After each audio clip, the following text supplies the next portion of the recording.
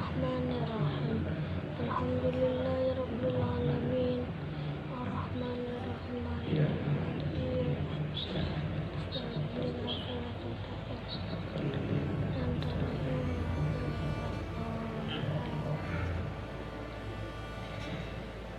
Alhamdulillahirabbil alamin. Kita sama-sama puji Allah dan malam yang bahagia ini kita masih dapat kumpul tempat yang sederhana ini. Semoga terhubungnya kita di sini tambah dekat hati kita kepada Allah. Kita tambah sadar akan kelemahan, kehinaan, kelalaian, kealpaan dan dosa-dosa kita. Yang kita berkumpul tidak lain tujuan kita yang sama-sama ingin dekat kepada Allah Subhanahu Wa Taala agar meningkat iman kita, bersih nafsu kita,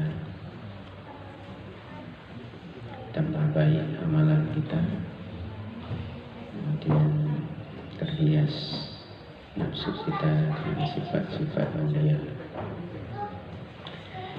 Selawat beriring salam selalu tercurah kepada Nabi Muhammad sallallahu alaihi wasallam, pada ahli keluarga, sahabatnya, dan seluruh ulama yang kita semua berharap Allah Subhanahu Wa Taala senantiasa tersurah syafaatnya melalui bimbingan ayat kita.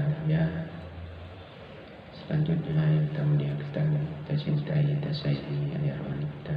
Ya, yang juga senantiasa doanya selalu tersurah kepada kita, dan kita doakan beliau agar diberkahi umur, kesehatan badan, mudahkan perjuangan, dan kita semua istiqamah di jalannya, dan kepada pembantu-pembantu, kepada keluarga besar beliau dan seluruh ulama dan guru-guru kita yang telah hadir, dan jemaah ibu sekalian yang dirahmati Allah. Baiklah, mungkin sudah banyak yang dibicarakan. Saya mohon maaf agak terlambat dan lagi siap-siap, baju belum masuk ke dapur. Ya, alhamdulillah sudah selesai. Dapat juga bersama di sini. Dia apa yang dibicarakan semuanya itu adalah karena kita merasa saudara, bukan orang lain. Jadi di dalam kita bertarekat ini yang dikatakan nasab itu atau saudara atau keturunan atau famili itu bukan hubungan darah.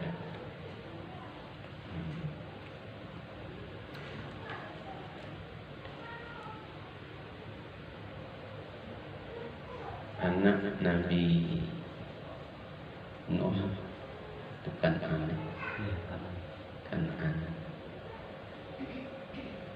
Kemudian ada istrinya, namanya siapa? Istri Nabi Nuh. Ketika dia tidak mengimani Nuh, istri dan anaknya, kemudian Nuh bermohon kepada Allah agar diselamatkan istri dan anaknya.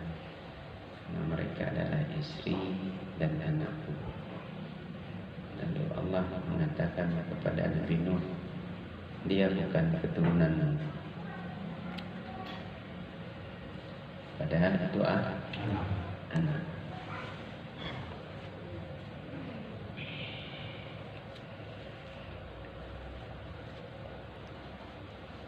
Kemudian Salman Al-Farisi itu bukan dari garis keturunan Rasulullah. Beliau berasal dari Irak. Jadi jauh, bukan dari kota Makkah. Tapi Rasulullah mengatakan Salman Al-Farisi itu adalah keluarga.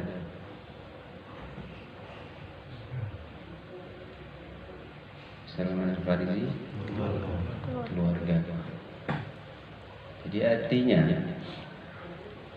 saudara ini terhitung dia saudara yang hakiki. Jadi bukan saudara zahir, tapi bukan dalam arti kita disuruh untuk memutuskan silaturahmi. Cuma ini kita mengkaji saudara mana yang bermanfaat untuk kita.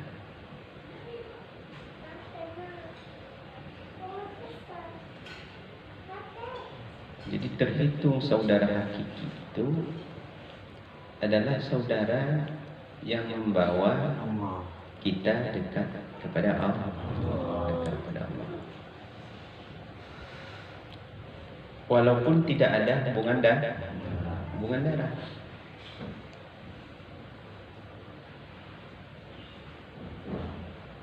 Misalnya kepada wali-wali yang ada di Asia ini, itu bukan keturunan Rasulullah. Lalu kenapa mereka menjadi wali? Itu karena kecintaannya kepada Allah dan kecintaan mereka kepada Rasulullah. Maka dilimpahkan nur Rasulullah itu kepada para wali-walinya, bukan dari hubungan darah. Jadi bukan berarti kita besok benci pada anak kita. Jadi jangan salah pengertian. Jangan salah pengertian. Jadi anak ini kita didik dengan baik. Kita didik dengan baik. Kita ajarkan sholat, kita ajak berjamaah. Kalau yang mampu berjamaah, kita suruh sering baca Quran, kita ajak sering berzikir dan kita doakan.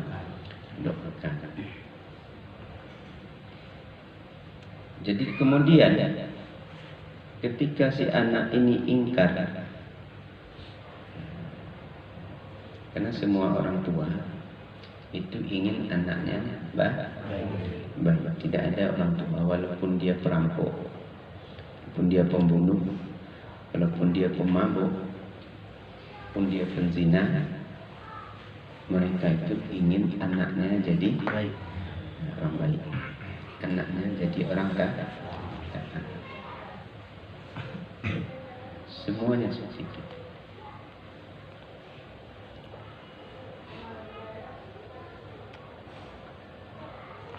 Kemudian ketika anak itu ingkar,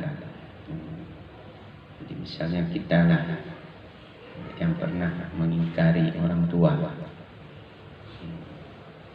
yang pernah mengingkari Rasulullah, yang pernah mengingkari Allah.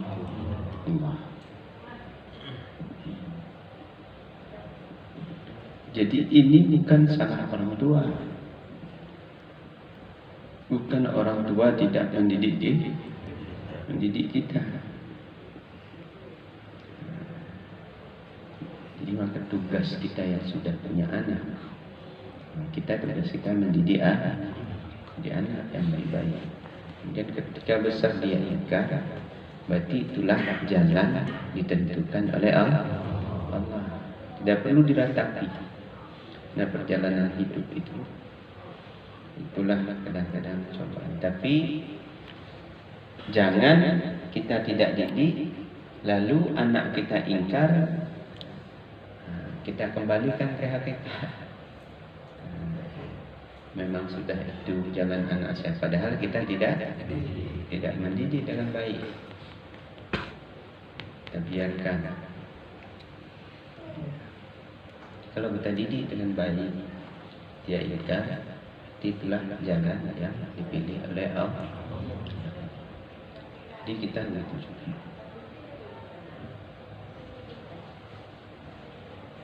Jadi kita semua, dan mungkin ada yang tidak. Kalau saya pernah ingkar, artinya ada juga nggak salat, nggak tahu juga berzikir, nggak tahu juga bertobat, nggak tahu juga beristighfar, ya kan? Karena kita tidak dididik. Artinya bukan tidak dididik di bidang agama, tidak dididik di dalam tarekat, bagaimana bertobat, bagaimana kita berzikir, bagaimana kita berselawat, bagaimana kita bermuraqabah, itu tidak ada, tidak terdidik. Jadi kita hanya ilmu zahir saja, ilmu zahir. Sementara ilmu batin ini tidak kita ketahui.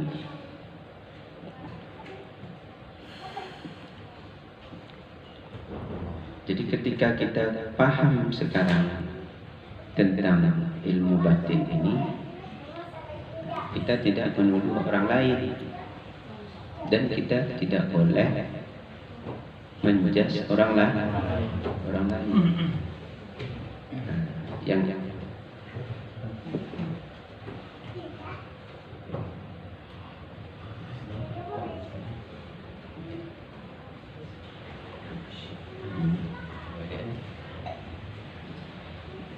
jadi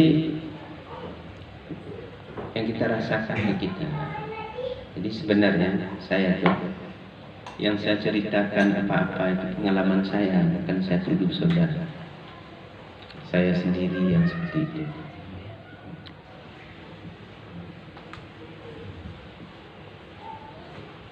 Saya sendiri yang seperti itu. Maka berkali-kali saya katakan, saya itu bersyukur ditemukan dengan Abu.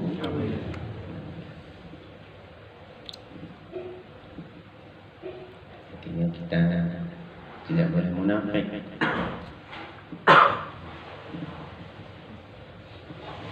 Apakah wali pernah berdosa? Pernah. Bukan pernah lagi, banyak, mungkin besar. Pernah meninggalkan salat? Pernah. Pernah tidak puasa? Pernah.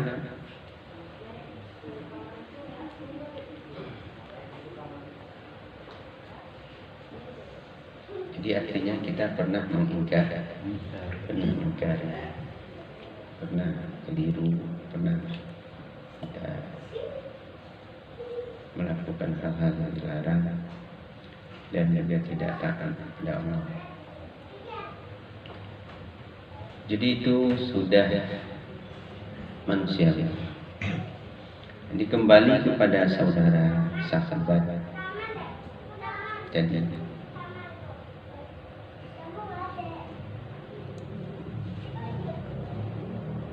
ketika kita sudah dibaiat, sudah di satu dalam majelis, dan majelis lain juga dia punya guru masing-masing, sama kita juga. Tapi kita tidak boleh mengatakan majelis kita lebih baik dari orang lain. Jangan kita katakan kalau bukan kesini kalian tersesat.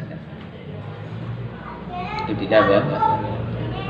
Nah, masing-masing punya dalil, masing-masing punya guru yang diikuti. Insya Allah kita selamat, mereka juga selamat.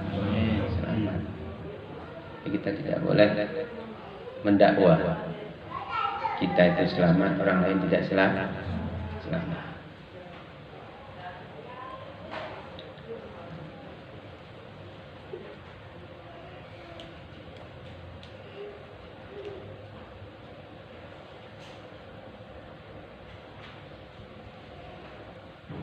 Dan apa yang kita ucapkan, apa yang kita sampaikan itu harus sesuai dengan perbuatan.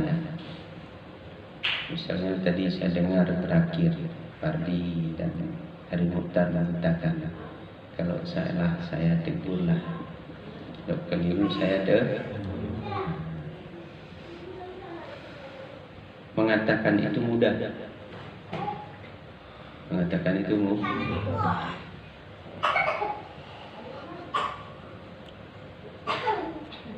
Jadi ketika kita ditegur, kadang-kadang kita marah. Itu sifat manusiawi.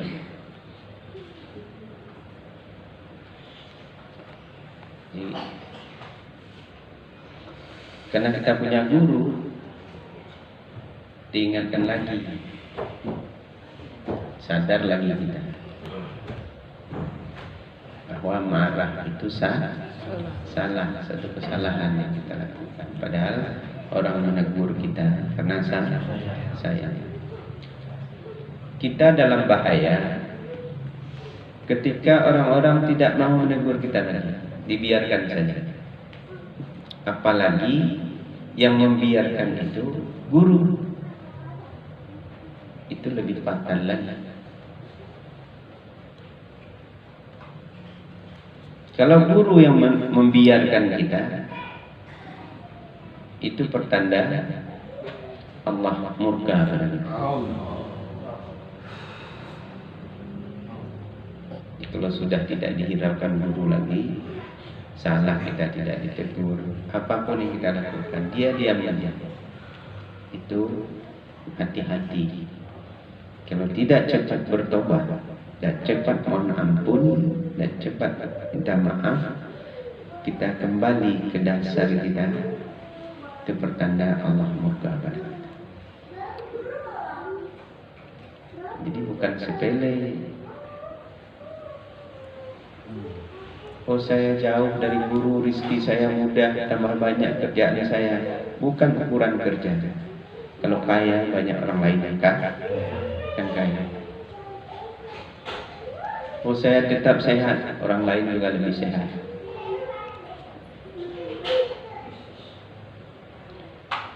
Di berkali-kali saya katakan, ukuran dekat kepada Allah ini bukan materi.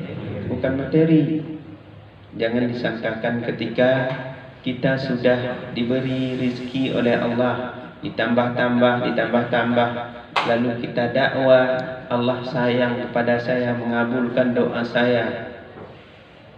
Tertipu.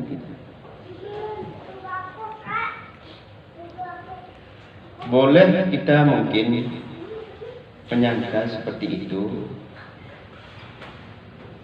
ketika hal tersebut membuat kita lebih taat dari sebelumnya.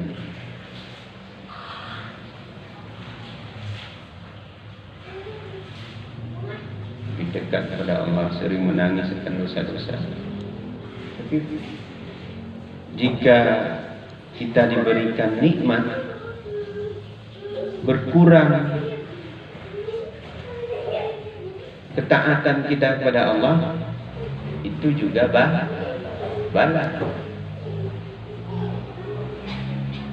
Misalnya biasanya kita menjaga waktu salat, lalu sudah lalai dan kadang tinggal, itu bala.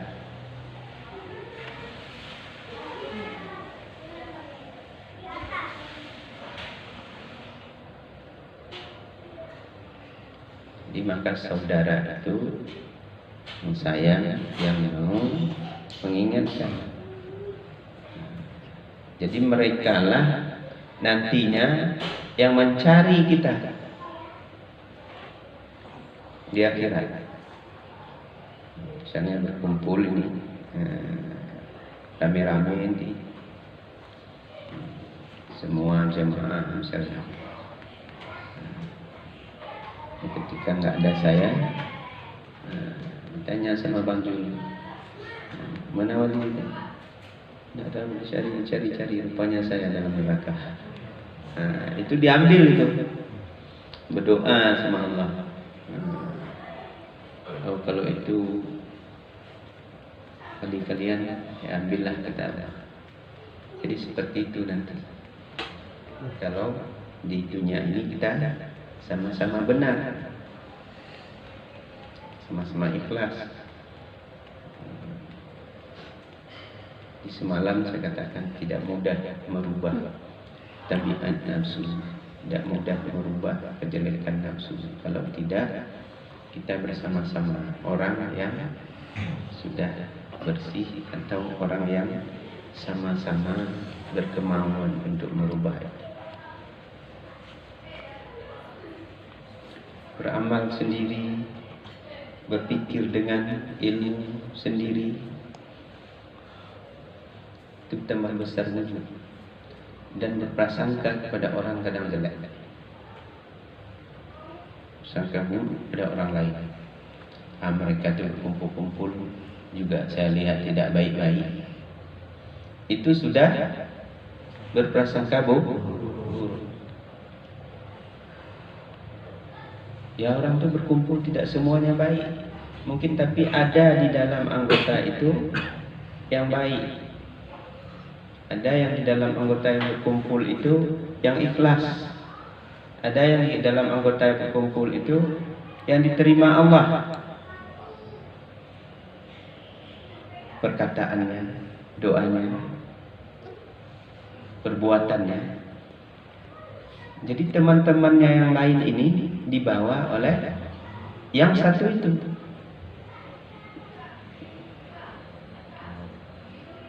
Walaupun misalnya yang satu itu tidak pernah bicara, dia tapi hatinya tawajuh. Disuruh bicara dia nggak bisa bicara, diam. Kita lihat sehari-harinya sederhana, salatnya biasa-biasa saja. Tapi kalau sendiri dia selalu berzikir pada Allah. Dia selalu teringat pada Allah. Kalau kita lihat hari-harinya tidak ada yang istimewa. Bicara tidak bisa, pakaiannya juga sederhana, tidak ada berlebih-lebihan. Tapi ketika dia sendiri, dia selalu bertawajuh, mendekat pada Allah. Kemudian hatinya bersih, tidak ada kedengkian. Jadi maka Allah berikan kepadanya rahasia-rahasia. Jadi orang-orang seperti ini tidak kita ketahui. Itu rahasia Allah, rahasia Allah yang memelihara. Semua kita ini, insyaallah yang hadir pada malam ini, ingin dekat kepada Allah semuanya. Ingin dekat. Tidak ada yang tidak ingin dekat. Semuanya ingin dekat.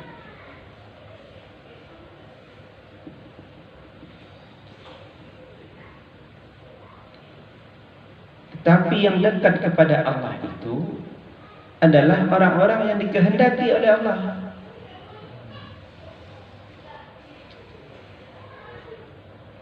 Jadi siapa yang dikehendaki? Misalnya malam ini, mungkin saja siapa namanya? Nasir. Hah? Nasir. Mungkin saja Nasir ini yang dikehendaki oleh Allah. Anak kecil yang selalu istiqamah, yang bersih dari dosa, selalu dia rajin berzikir ke sini. Kita terbawa oleh si Nasir. Tidak bisa kita sepelekan. Maka sufi itu selalu memandang orang lain sufi, bersih. Kalau ada nasihat dari anak kecil seumpama si Nasir, jangan dilihat jenggot kita.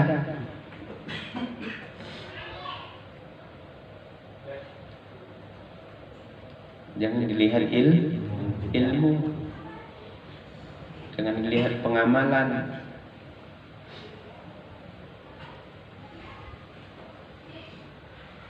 Masalahnya ini kebersihan hati. Jadi untuk membersihkan hati ini perlu riadah, perlu latihan. Apalagi kita memang sudah dasarnya kelam. Jadi untuk menerangi itu butuh waktu. Jadi butuh bersama-sama, butuh latihan.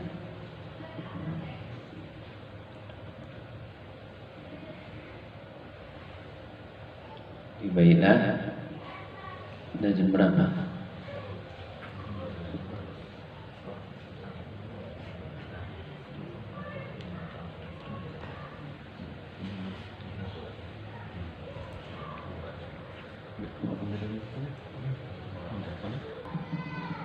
Untuk mengingatkan kita bersama agar nanti ketika saya tidak ada, karena kita sementara berpisah zahir, jadi ini diamal-amalkan, dilatih-latih. Kalau berkumpul bersama dibicarakan, dan masing-masing itu merasa diri tetap hina, pada kotor, tidak ada yang lebih. Jadi itu dirasa ke dalam diri. Jadi kita tidak perlu mengatakan kita sudah paham, kita sudah berubah, kita sudah baik, kita sudah mengamalkan ini, mengamalkan itu. Itu tidak perlu dibicarakan. Lakukan saja. Apa yang baik ingin kita lakukan. Tidak perlu dibicarakan. Dan juga tidak perlu untuk mencari disebut oleh orang lain. Orang lain tidak perlu. Atau diketahui oleh orang lain tidak perlu. Cukup kita dengan Allah. Kita dengan Allah. Saya sudah banyak menyumbang di MPDT supaya disebut-sebut nama kita, itu tidak perlu. Jadi niat baik itu apabila kita ikhlas, selesai kita lakukan, itu malaikat membawa naik catatan amal itu kepada Allah. Kemudian kita sebut, itu dilemparkan oleh Allah kembali kepada kita, seperti melemparkan kain kotor yang tidak ada gunanya. Jadi apa yang sudah tersimpan menjadi catatan amal kita itu tidak perlu kita ingat. Yang penting kita ingat ini dosa, salah.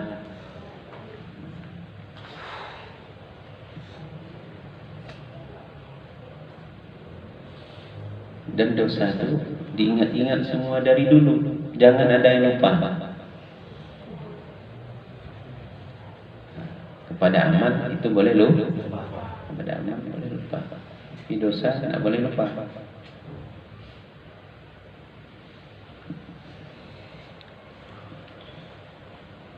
Tibailah, sini ada makalah. Bismillahirrahmanirrahim. Zikir untuk memperbaiki nafsu.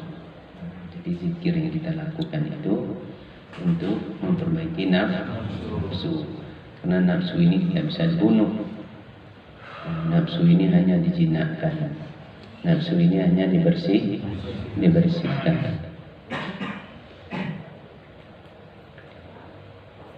Zikir atau kita mengingat Allah agar kita lepas dari kelalaian. Kita ingat berzikir itu agar kita terlepas dari kelalaian.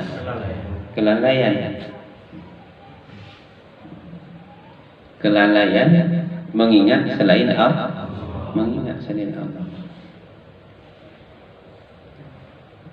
Jadi ke hati kita itu datang berganti-ganti.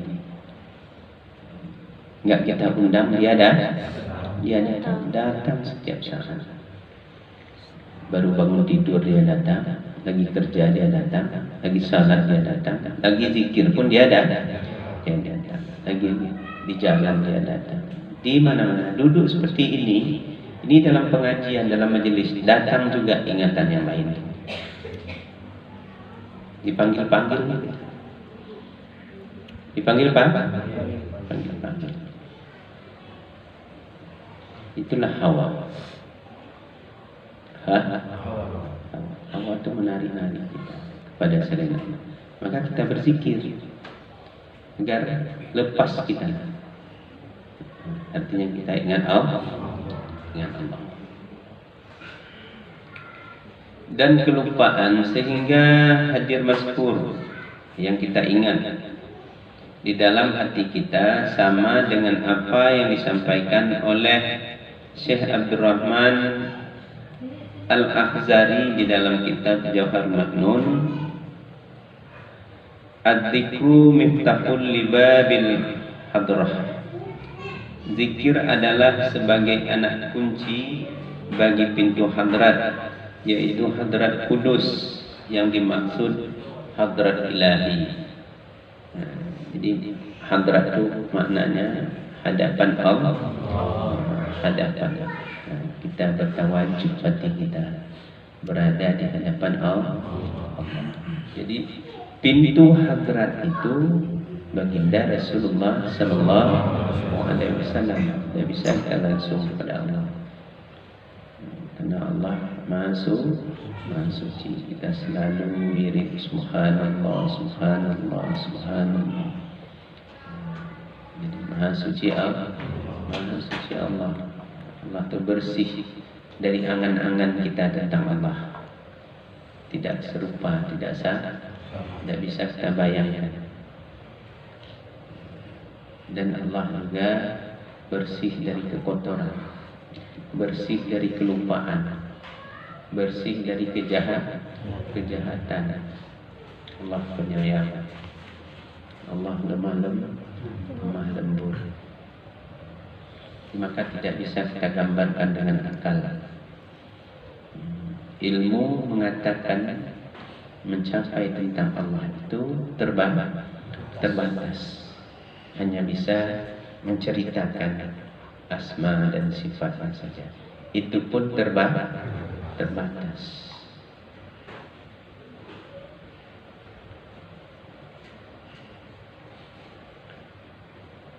Jadi yang tidak ada batas apa? Ma'rifat. Ma'rifat yang mana?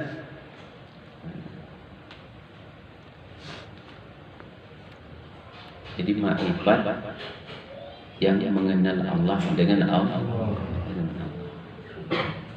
Jadi bukan ma'rifat dengan ilmu, bukan juga ma'rifat dengan zauq, tapi ma'rifat dengan Allah. Ma'rifat dengan tajalli. Ma'rifat dengan tajalli. Jadi itu tajalli itu tidak ada batas. Tidak ada batas waktu.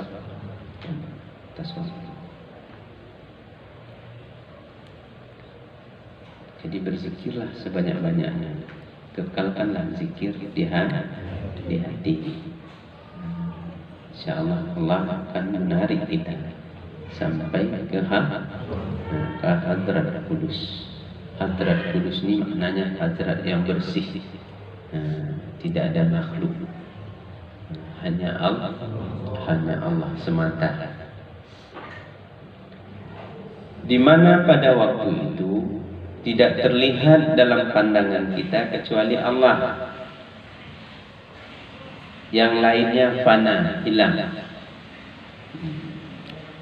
Jadi pada saat itu, kalau zikir kita sudah sampai ke hadrat, jadi kita sudah fana.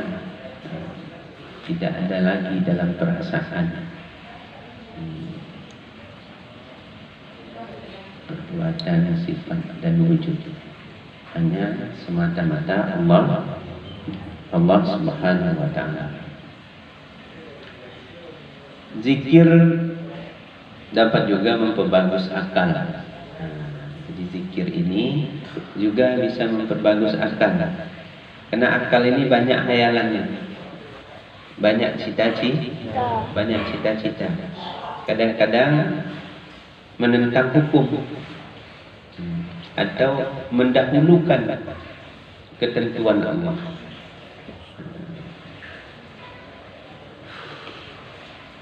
Bekerja belum, tapi untung sudah dibagi. Itu akal.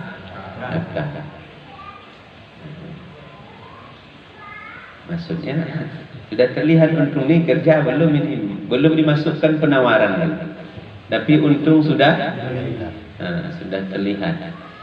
Showroom sudah nampak di sini. Jadi KPR juga sudah, rumah sudah nampak. Jadi itu akal berjalan dia. Jadi kalau jadilah kerja Karman yang 1 triliun itu, habis kita. Semua kita bekerja sama ditolaknya. Kami mana? Oh.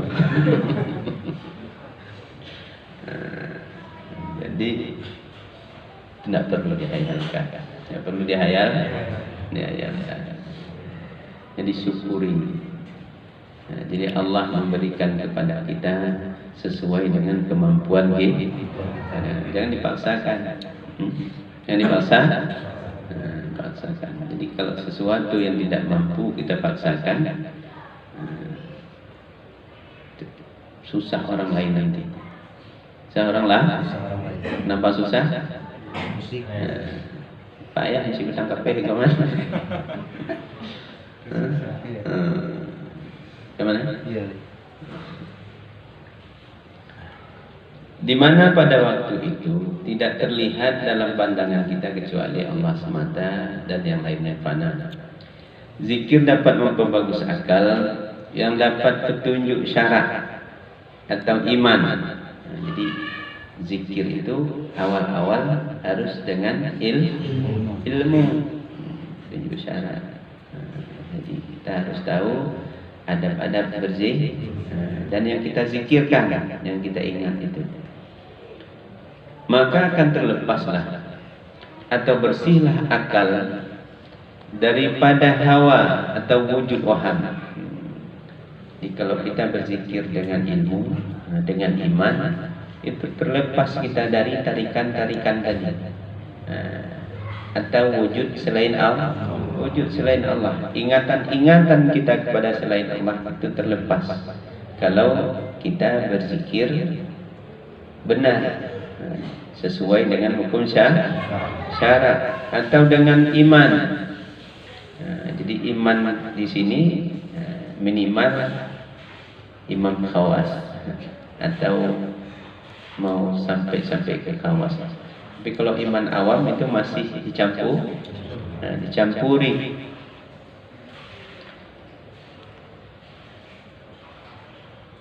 Maka akan terlihat yang hak, tidak berhajat pada dalil, terbuka dengan cara nyata.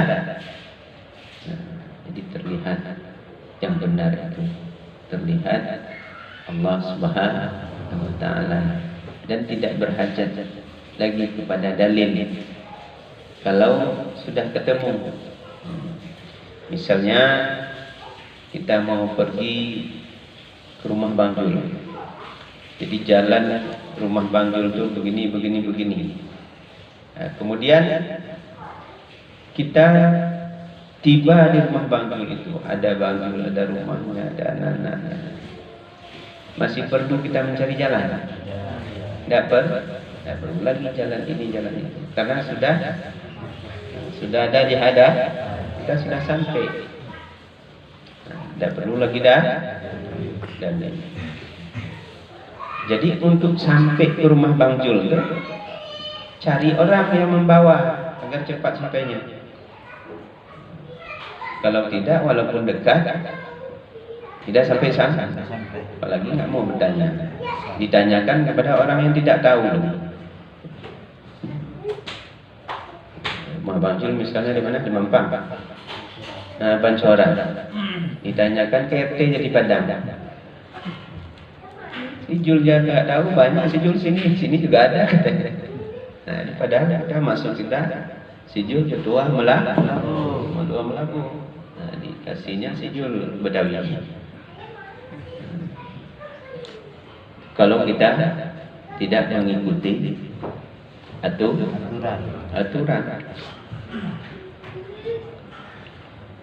maka dari itu Allah dalam Al-Quran mengatakan Bismillahirrahmanirrahim, Inna fi khalqis samawati wal ardh wa ikhtilafil laili wan nahari laayatin liulil albab alladzina yadhkuruna Allaha qiyaman wa qu'udan wa 'ala junubihim.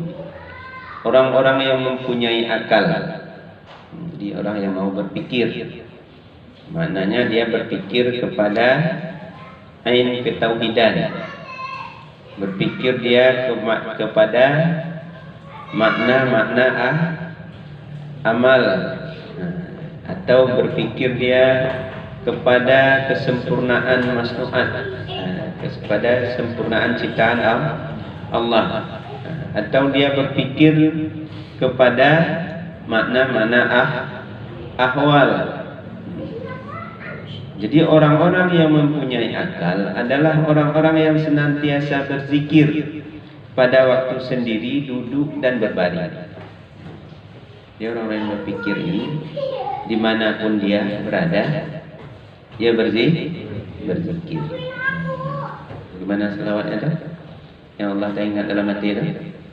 La ilaha illallah kalimat thayyibah ubat hati. Taduk tadong di barang dapat, Allah tak ingat di dalam hati.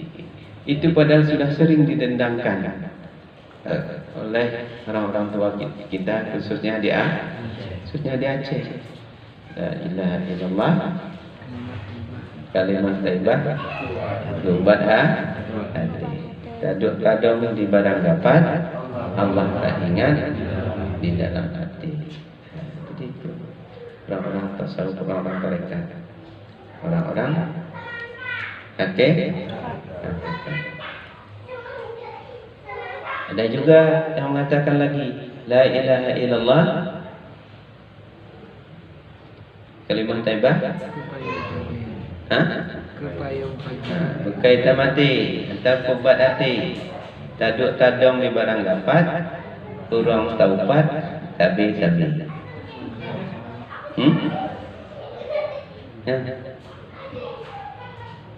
Jadi memfitnah orang di mana duduk atau mengumpat la ilaha illallah. La ilaha illallah. La ilaha illallah kalimat thayyibah ubat hati, taduk tadong di barang dapat, urung taubat tabi. Jadi pilih yang mana tu? Allah tak ingat di dalam hati.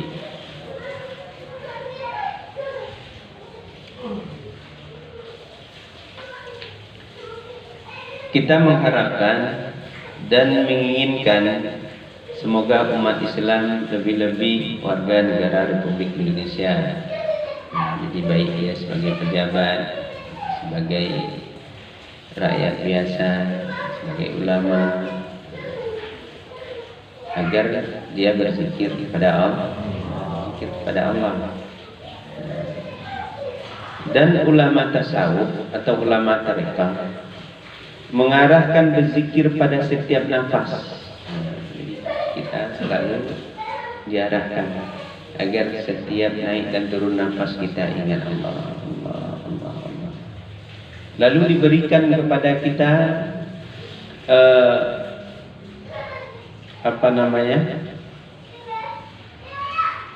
tempat kembali diberikan kepada kita tempat kembali, yaitu wukuf zamani, agar kita diam sesaat, setelah setengah jam, setelah 1 jam, kita diam, mohon ampun kepada Allah. Lalu kita renungkan, setengah jam atau 1 jam yang lalu saya banyak ingat Allah, apa banyak lupa Allah. Kalau banyak ingat Allah, kita bersyukur kepada Allah.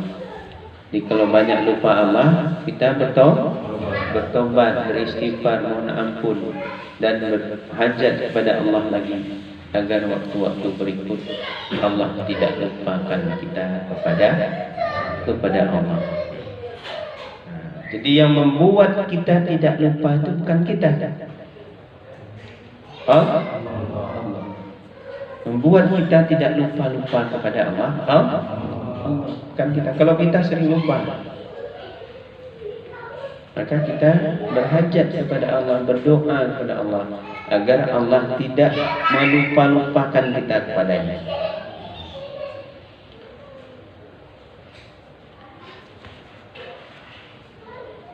Nikmat yang paling besar di dalam kehidupan kita itulah ketika kita tidak lupa pada Allah.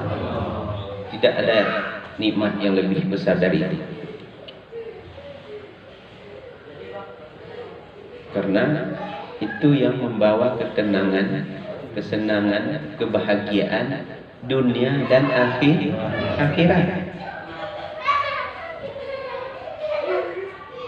Bukan harta, bukan duit, bukan uang. Jadi kemarin saya katakan, ini rumah ini sertifikat atas nama saya.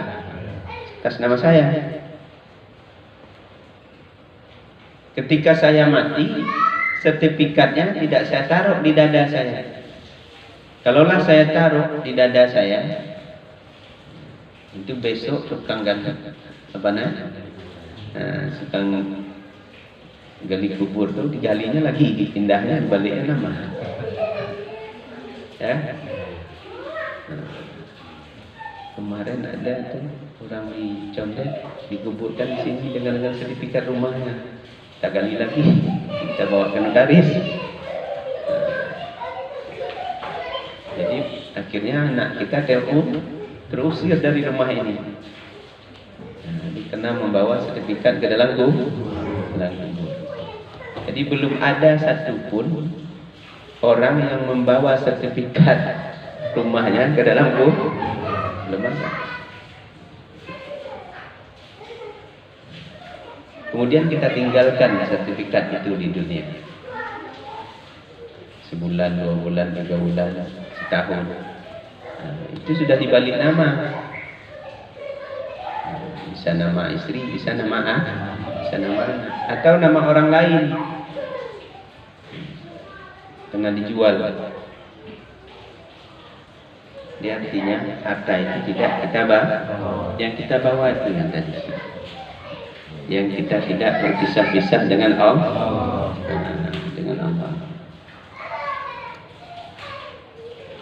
Oh, kalau begitu saya besok tidak mencari duit lagi. Kita tidak disuruh seperti itu. Artinya bukan tidak boleh memiliki, tapi memiliki itu jangan kita tersangkut. Cuma kadang-kadang bahayanya memiliki ini sangat tersangkut kita kepada yang kita miliki itu, seolah-olah milik kita, hak kita, karena kita yang mencari. Jadi tersangkut kita pada itu. Di bagaimana agar jangan tersangkut? Inilah dengan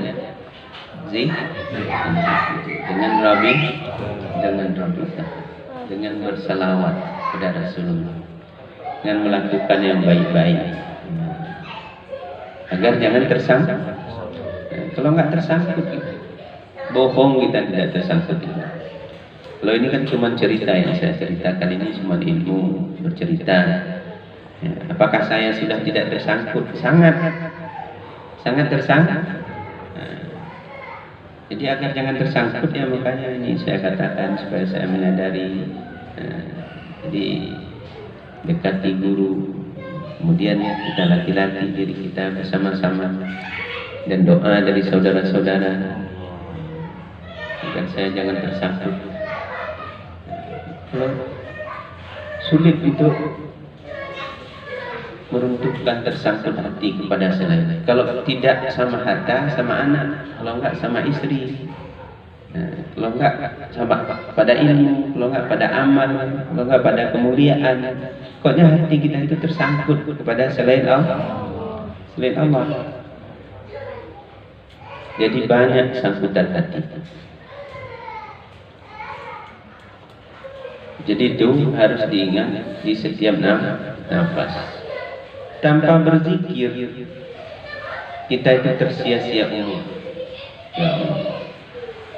Di umur kita detik demi detik itu terus bertambah, lalu kesempatan hidup itu berkurang.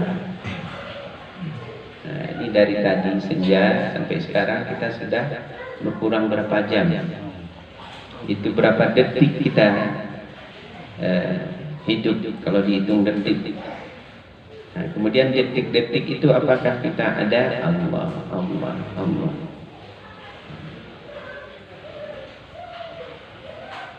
Bercampur tuh banyak yang lain-lain. Jadi kalau tidak ada yang mengingatkan, akhirnya kita dibawa kepada kelalaian. Banyak yang kita ingat. Apalagi banyak utang. Itu tambahlah. Apalagi sama banyak utang dengan banyak kerja itu sama. Tidak ada beda. Dibawalah lain.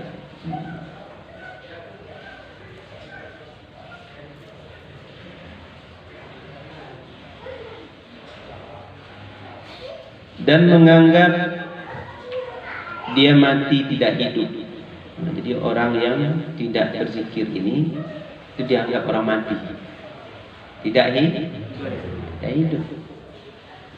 Artinya mati hatinya.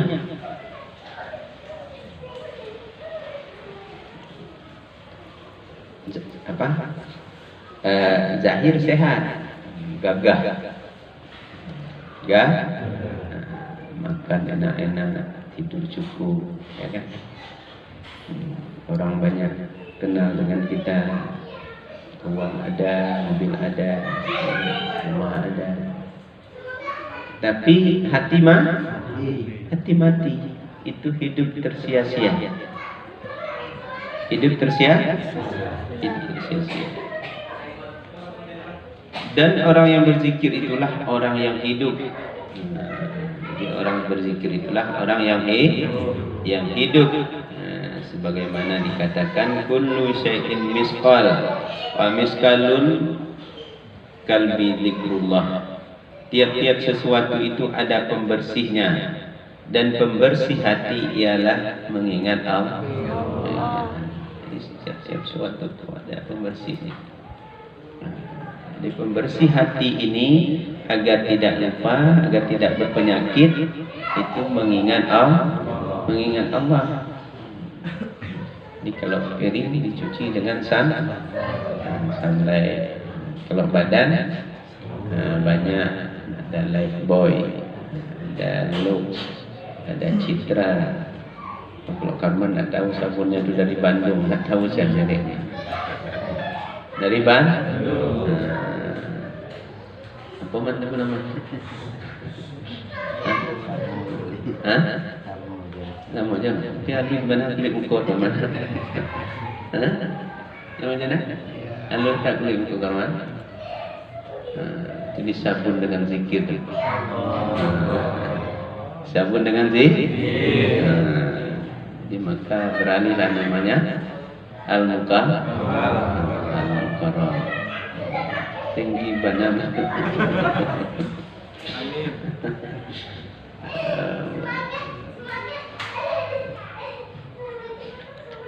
Orang yang tidak berzikir hatinya kotor, diganggu oleh hawa. Ini orang yang tidak berzikir. berzikir. Maka orang-orang yang tidak berzikir itu cobalah kita lihat ya, sayang kita. Walaupun alim, walaupun ulama, tapi masih suka memaki-maki. Dan yang dimaki, dicerca, disesatkan itu ulama lah. Yang orang dekat dengan Allah, itu yang kita sayangkan. Setiap hari kerjanya mencari-cari kekurangan. Orang-orang berzikir itu dia selalu bermenung kepada dirinya.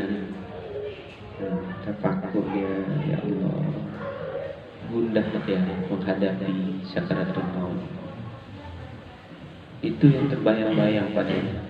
Tidak dilihat ilmunya, tidak dilihat amalnya, tidak dilihat kebaikan-kebaikannya. Dia selalu meratapi, menangisi waktu-waktunya yang tidak terisi dengan kebaikan, waktu-waktunya sia-sia, dosanya belum diampuni oleh Allah. Jadi meratapi itu orang-orang yang berzikir. Kalau orang-orang yang tidak berzikir itu kasih berburuk sangka, mencari-cari kesalahan orang lain. Jadi itu juga harus kita sayang. Kalau dapat kita nasihati. Kalau tidak kita doakan.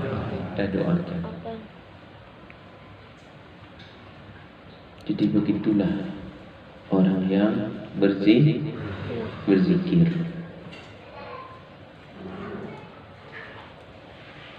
Dan dia ditipu oleh syaitan. Jadi orang yang tidak berzikir suka ditipu oleh syaitan. Diberi gambaran-gambaran keindahan-keindahan alam itu menyelimuti hatinya. Maka ketika datang kebenaran kepadanya, itu tidak diterima. Kalaupun diterima hanya untuk menguntungkan nafsunya saja, tidak lebih dari itu. Karena ditipu oleh syaitan.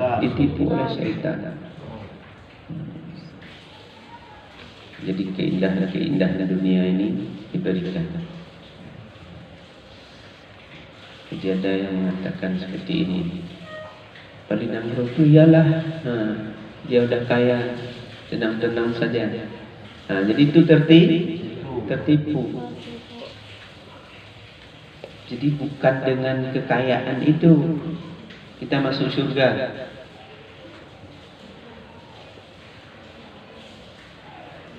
Uwais Al-Qarni itu tidak kaya dan sangat miskin. Tidak ada harga di kampungnya. Tidak ada yang kenal di bumi.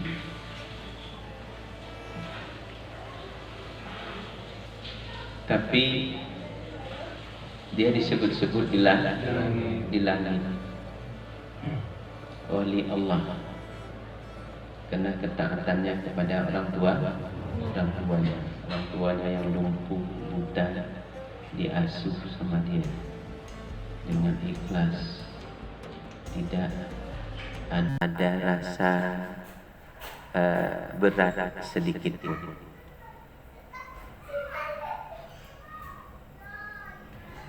Dan kecintaannya kepada Rasulullah SAW walaupun tidak bertemu, tapi rohaninya selalu tersambung dengan Rasulullah. Makanya Rasulullah tahu bahwa Uwais Al-Qarni ini orang yang disebut-sebut oleh para malaikat, oleh para wali-wali, aulia-aulia Allah. Ditunggu kehadirannya di langit. Ini kalau yang malam ini ditunggu kehadirannya di langit, selesai kita. Alhamdulillah. Itu yang kita cari. Jangan kita tertipu dengan dunia. Rasulullah SAW juga mengatakan, halkah zikir adalah merupakan kebun surga. Jadi halkah zikir itu kebun surga. Ya, kebun surga itu nggak bisa kita bayangkan. Taman Mini Ancol itu apa? Tempat jin beranak. Ini nggak bisa kita gambarkan bagaimana keindahannya.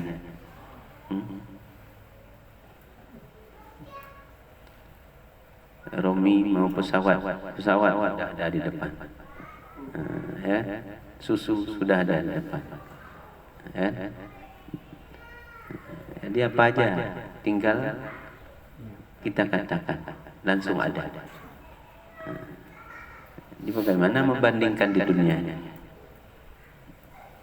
Tidak bisa kita banding, tidak bisa kita bandingkan. Maka jangan kita sia-siakan kebun tersebut. Tidak kita manfaatkan. Padahal waktu kita banyak. Jadi barang yang di dunia ini, kita ingat, tidak kita ingat, sama dapatnya. Sama dapat. Misalnya Karman ingat ke Bandung, tidak ingat ke Bandung, segitu juga dapatnya, tidak lebih.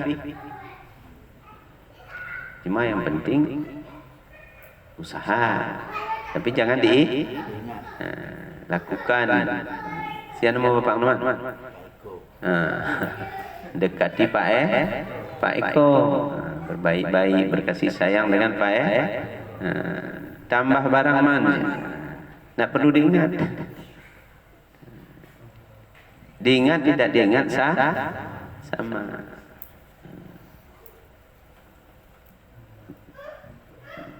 Ikan mana ada kananya mana? Sikit ada mana? Ya, diperdoakan yang lain jadi jelas. Jadi itu nikmat orang berzikir. Dia diberikan kebun surga.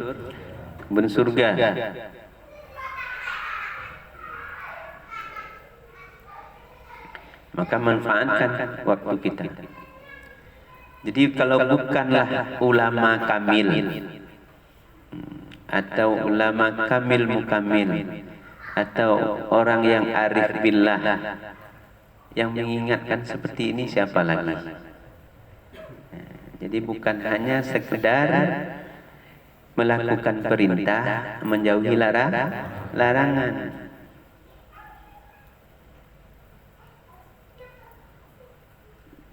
Tapi waktu-waktu kita itu tidak dilalaikan oleh banyak keinginan.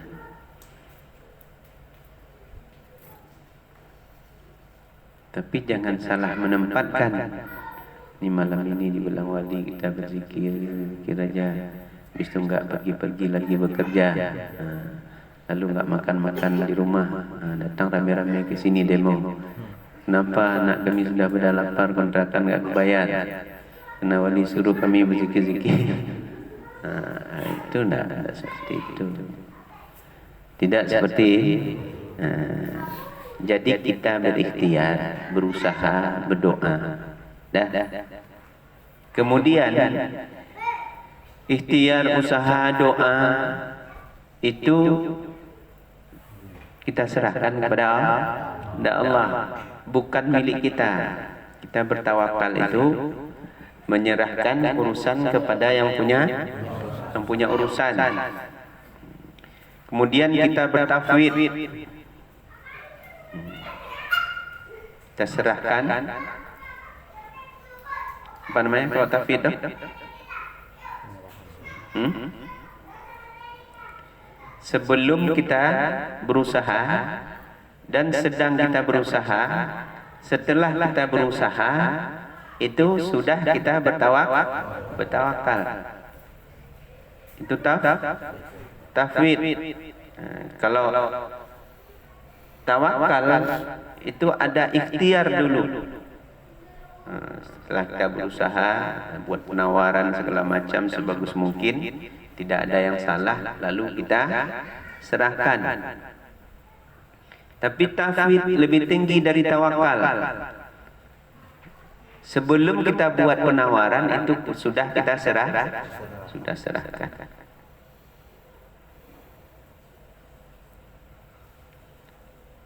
Kemudian taslim lebih tinggi lagi daripada tafwid. Itu berserah penuh. Tidak ada awal, tidak ada akhir. Tidak ada awal, tidak ada orang taslim itu berserah penuh pada Allah. Tapi jangan pulau pikir berserah penuh ke pagi. Nanti bertingkik-tingkik kan. Ditawakal dulu. Tawakal dulu. Nanti baru naik ke jangan langsung ke taslim. Nak keluar lagi. Ya kan?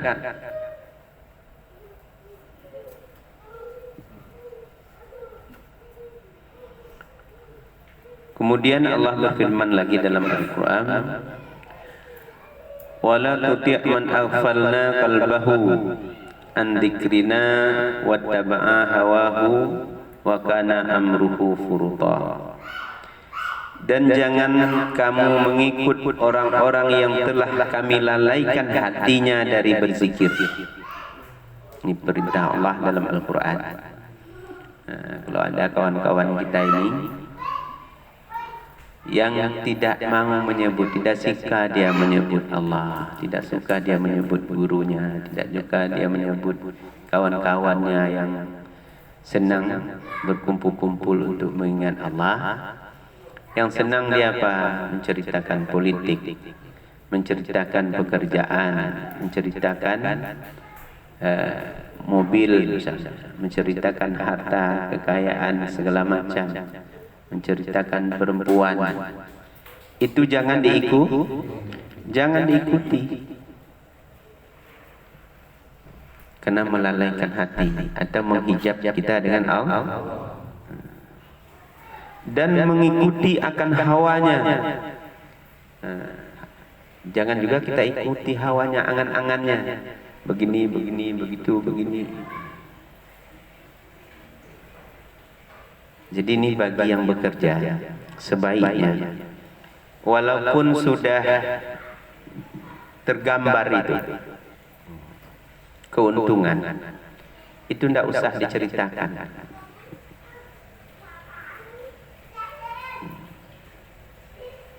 Karena kadang-kadang ini saya sering merasakan seperti itu. Ketika memodalkan pekerjaan, itu awal-awal tuh gambarannya seperti ini, dapat untung seperti ini. Tahu-tahu sudah tidak ada untung. Udah tidak ada untung. Itu sering sekali. Itu apa doa? Hawa. Ditarik kita dengan bayang-bayang. Yang salah beli lah, yang terbeli nomor 2 lah, dikembalikan lagi. Yang salah merek lah. Karena kenapa? Kita berjalan di atas akal. Jadi maka ketika kita mau berjanji atau diundang orang, tetap kita ucapkan insya Allah. Ini kalau ada izin Allah.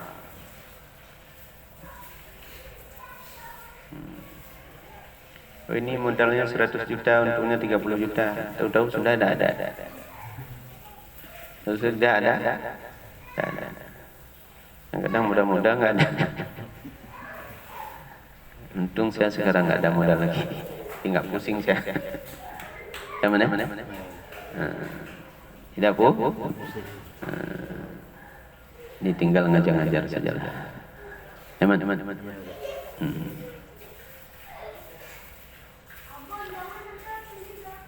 Kemudian adalah pekerjaannya itu sia-sia dan kurang bermanfaat. Jadi kalau kita mau mengikuti orang-orang yang melalaikan hati kita dari berzikir, atau mengikuti hawa orang tersebut, maka seluruh pekerjaan kita itu tidak ada manfaatnya. Hidup kita juga tidak ada manfaatnya. Jadi maka hati-hati pilih kawan. Hati-hati pilih jadi bukan tidak boleh berkawan dengan orang dunia, cuma berkawan itu sekedarnya. Sekedarnya saja. Dengan siapa kita harus dekat, harus kita yang senantiasa dia mendekatkan hati kita kepada Allah, merubah tabiat-tabiat nafsu kita. Jadi dengan mereka agar tidak tersia-sia waktu.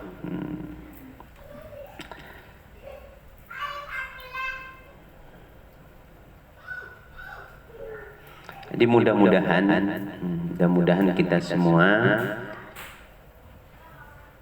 seluruh apa yang kita lakukan, pekerjaan kita tidak sia-sia dan tidak dilalaikan hati kita dari berzikir kepada Allah. Di dalam hadis qudsi dikatakan, ana jalisun man dzakarani. Aku, Allah, kata Allah, duduk beserta orang yang mengingatku. Itu hadis qudsi, perkataan Allah yang langsung disampaikan oleh Rasulullah. Aku, kata Allah, duduk bersama orang yang mengingatku. Kalau kita berzikir, Allah bersama kita. Mau apa lagi? Ada yang lebih dari itu? Tidak ada. Cuma nafsu dan syaitan aja yang menipu kita. Ada yang lebih dari itu.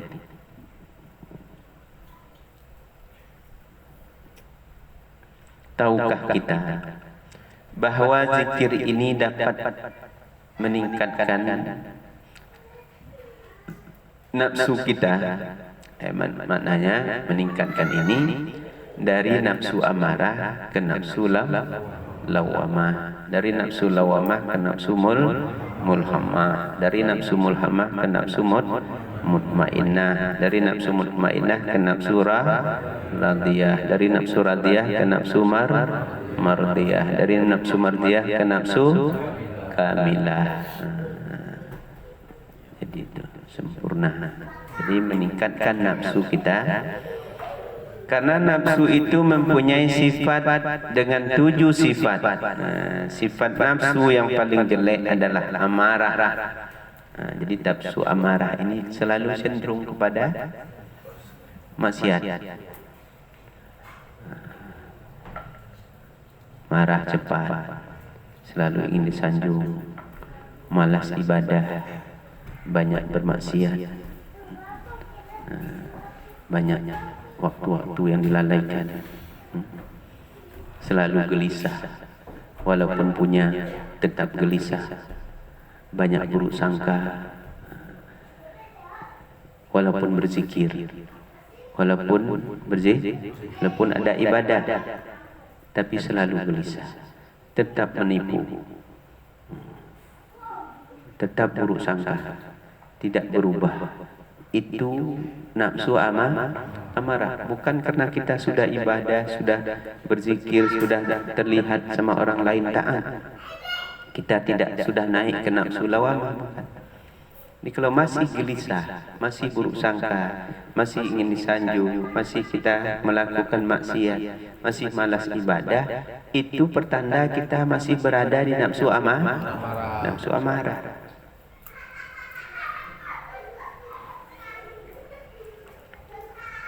Orang lain tidak punya apa-apa, kadang dimakan hari ini untuk hari ini, tapi dia tentram, tenang, tidak memikirkan besok apa dimakan, tidak dipikirkan. Kita punya mobil, punya rumah, tapi masih cemas saja. Bagaimanalah COVID ini, nanti terjual mobil saya, terjual rumah saya. Pusing. Itu masih nafsu amarah. Hal yang belum terjadi itu kita pikirkan. Karena waktu yang akan datang itu milik Allah, bukan milik kita. Ini sekarang nih, kita malam ini. Besok itu milik Allah. Kenapa kita mengatur begini? Satu pun nggak terjadi. Satu pun tidak terjadi. Tapi apakah kita tidak boleh berencana? Bukan tidak boleh. Cuma rencana kita itu jangan dengan nafsu. Jangan untuk kepentingan nafsu. Karena harus kita yakini dan kita pahami. Ana urid wa anta turid. Wallahu fa'alun lima yurid. Di saya berencana, Karman berencana. Tapi yang menentukan itu rencana Allah. Tapi tauhid lebih tinggi dari tawakal. Rencana kami berdua. Yang terjadi itu rencana Allah, bukan rencana Karman, bukan rencana saya. Sedikit lagi ya. Dengan kita berzikir, kita dapat merubah sifat nafsu dari yang jelek sebagaimana di atas kepada mulhammah mutmainnah, yaitu orang yang tidak was-was atau ragu-ragu masa depan di dalam kehidupan, berakhlak mulia, dia sabar, ikhlas, tawadu, dan hidup berkasih sayang. Maka ini dikatakan nafsu yang baik. Kita ingin menggelar agar supaya pemerintah, rakyat biasa bernafsu mutmainnah. Dengan nafsu ini di mana-mana, baik di kota, di desa, ini sebagai langkah pertama dalam memperjuangkan ajaran tauhid, tasawuf untuk dapat nafsu mutmainnah. Dan juga dengan berzikir khafi. Jadi zikir di hati. Jadi itu perlu tuntunan, perlu bimbingan. Dan zikir hakiki. Jadi kalau yang kita lakukan biasanya itu dikatakan zikir jali. Kemudian bernafsu radiyah, mardiyah dan kamilah. Ini mereka-mereka yang dengan sebab mereka Allah datangkan rahmat, keberkahan di muka bumi. Maka ini sebab doa mereka makbul. Mereka ini hidup dengan hidup Allah, bukan dengan dirinya dan lainnya. Inilah perjuangan akhir untuk menjadi tauhid sufi atau tauhid irfani. Jadi itulah kegunaan kita berzikir agar nafsu kita meningkat. Dan diawali kita dengan zikir jali. Jadi zikir kita la ilaha illallah secara jahar. Setelah nafsu kita bersih, baru bisa kita berzikir khafi, diam, karena tidak ingat lagi yang lain. Tapi tanpa diawali dengan zikir jali ini, langsung kita berzikir khafi sendiri, itu menghayal malam-malam lo. Malam-malam mimpi tadi. Mimpi. Ini banyak tuh kalau tengah tawajuh tuh. Sudah orang sudah membaca nazam, dia bantang. Wah fikir cakap yolah, dek bakal umun Jadi itu zikir khafi yang kebablasan.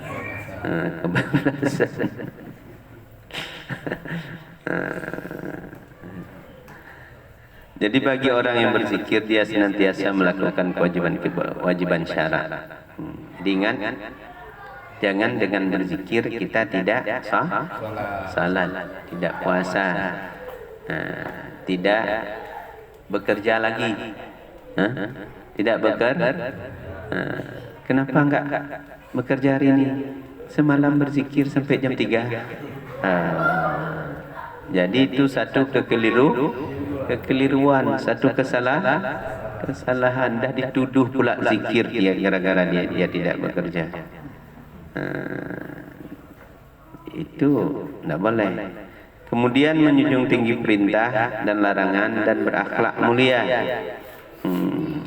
Jangan tergolong kepada orang-orang yang bertasawuf jahil yang harus dihindari. Jadi makna tasawuf jahil ini dia hanya berhakikat saja, tidak bersyariat, tidak bekerja lagi, tidak berobat lagi. Kenapa kamu tidak berobat? Kamu kan sakit. Saya serahkan ke Allah saja. Biarlah, karena sakit itu datang dari Allah. Allah yang menyembuhkan. Jadi itu tasawuf jahil. Jadi kita harus sesuai antara syariat dan hakikat. Jadi kita diperintahkan oleh Rasulullah untuk bersyariat yang baik. Jadi makna syariat itu bukan hanya melakukan salat saja. Hubungan kita sehari-hari, bekerja, kalau sakit kita berobat. Bukan sakit tidak berobat lagi. Nggak ada ajaran dari tasawuf seperti itu. Kalau lapar tidak makan lagi. Mau? Bau tawakatku.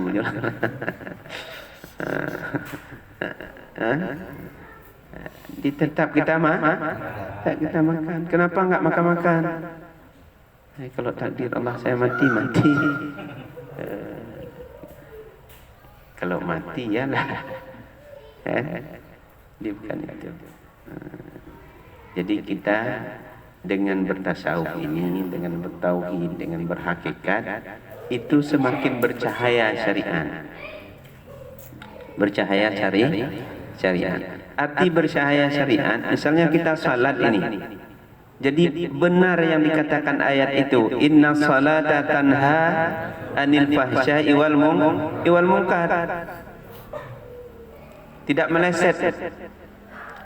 Sesungguhnya dengan salat itu bisa mencegah perbuatan keji dan mungkar. Itu kalau sudah bercahaya salat itu dalam batin kita. Kalau tidak, bukan sedikit orang yang salat tapi mengerjakan kemungkaran. Jadi urusan kita ini bagaimana menetapkan kemauan, menyangkutkan hati kepada Allah sama-sama. Jadi beruntunglah kita, bersyukurlah, berkeyakinanlah, istiqamahlah. Perbaharui niat, tetapkan niat kita, kemudian ikhlas kita melakukan, kita latih untuk kita menetapkan. Semoga akhir kehidupan kita la ilaha illallah Muhammadur Rasulullah, insyaallah. Demikian, dikurang saya mohon maaf. Sekali lagi mohon doa kepada saudara semua.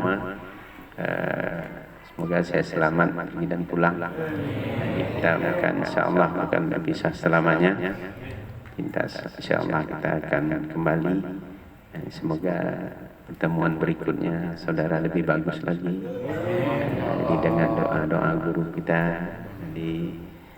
dan semata-mata kita hanya mengharap ridha Allah Subhanahu wa taala. Hadanallahu wa iyyakum ajmain. Assalamualaikum warahmatullahi wabarakatuh.